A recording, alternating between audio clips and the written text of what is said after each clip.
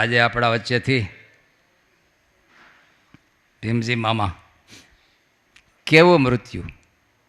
અહીં કથા શરૂ થઈ અને સામે બેઠેલા કથાનું મંગલાચરણ અડધે પગ્યું, ત્યાં એક વિચાઈ ગઈ, ધામમાં વહી ગયા.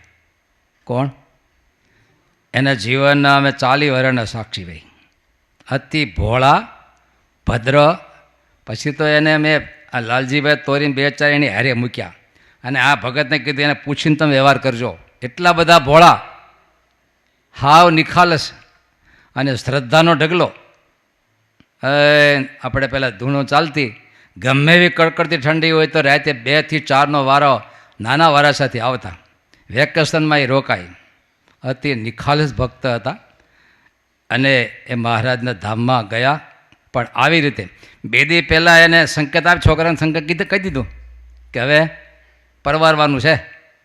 અને આવા મોટા એકાંતિક ભક્તો હોય, નિખાલસ ભક્તો હોય, ભગવાનના સેવક ધર્મ હોય, ત્યારે મહારાજના ધામમાં ગયા. અત્યારે આપણે હરિસ્મૃતિનું ગાન કરી અર્પણ કરશું. જો કહે તો મુક્ત જ છે, મહારાજ સુધી પહોંચી ગયા અને મોટા મોટા સંતો સાથે બેસી મહામુક્તો અરે ધ્યાન ભજન કરતા હશે.